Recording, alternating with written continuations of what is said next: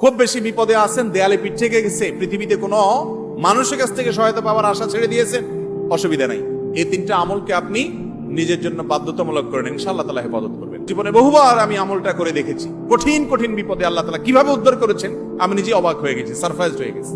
নবী করিম সাল্লাল্লাহু আলাইহি ওয়াসাল্লাম বলেছেন, তার যে কোনো বিপদ থেকে বের হওয়ার জন্য আল্লাহ তাআলা নিজে পথ দেখায় দেন। এমন ভাবে পথ দেখাবেন সে কল্পনাও করবে না। বহুবার আমল করে দেখেছি আমি, হাতে হাতে পেয়েছি আলহামদুলিল্লাহ। কোন বিপদে পড়লে দোয়া ইউনুস খতম করে দোয়া করা যাবে কিনা?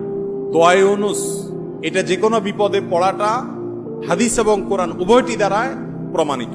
কোরআনে কারীমে আল্লাহ রাব্বুল আলামিন বলেছেন, ওয়া কাযালিকা নুনজিল মুমিনিন।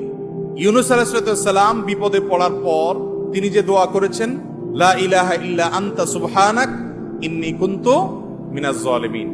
এই বাক্যগুলো পড়ার পর এগুলো বলে বলে আল্লাহর কাছে তিনি দোয়া করেছেন, আল্লাহ তাআলা তার বিপদ উদ্ধার করেছেন। বিপদে পড়ার পর তিনি যেরকম উদ্ধার হয়েছেন এগুলো পড়ে আল্লাহ তাআলা কোরআনে এই দোয়ার উল্লেখ করে, এই বাক্যগুলোর উল্লেখ করে এরপরে বলেছেন, ওয়া কাযালিকা নুনজিল মুমিনিন।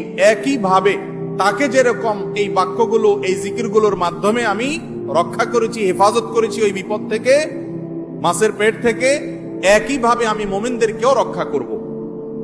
নবী করিম সাল্লাল্লাহু আলাইহি সাল্লাম বলেছেন যে ইউনুস ইবনে মাত্তা তিনি যে এই বাক্যগুলো দিয়ে আল্লাহর কাছে বিপদ থেকে উদ্ধারের পথ খুঁজে পেয়েছেন, সেগুলো তোমরা পড়বে তোমাদের বিপদে আপদে। এজন্য বিপদ আপদ, বিশেষ করে কঠিন বিপদে আপনি যদি পড়ে যান তাহলে মুক্তি লাভের জন্য দোয়া ইউনুস বেশি বেশি পড়বেন। এর পাশাপাশি আরো দুটি আমলের কথা বলতে পারে, যেটা আমার জীবনে বহুবার আমল করে দেখেছি আমি, হাতে হাতে পেয়েছি আলহামদুলিল্লাহ। এক নম্বর হলো দোয়া ইউনুস, আরেকটা হলো ইস্তেগফার। এটাও হাদিসে আসছে, নবী করিম সাল্লাল্লাহু আলাইহি ওয়াসাল্লাম বলেছেন, মান লাজিমাল ইস্তেগফার। যে ব্যক্তি ইস্তেগফারকে লাজিম বানায় নেয়। লাজিম বানায় নেয় মানে কি? মানে পড়তেই থাকে, থামে না। টয়লেটে গেছে তখন শুধু বন্ধ, খাচ্ছে তখন শুধু বন্ধ, ঘুমাচ্ছে তখন শুধু বন্ধ, আর সারাক্ষণ পড়তেই থাকে ইস্তেগফার।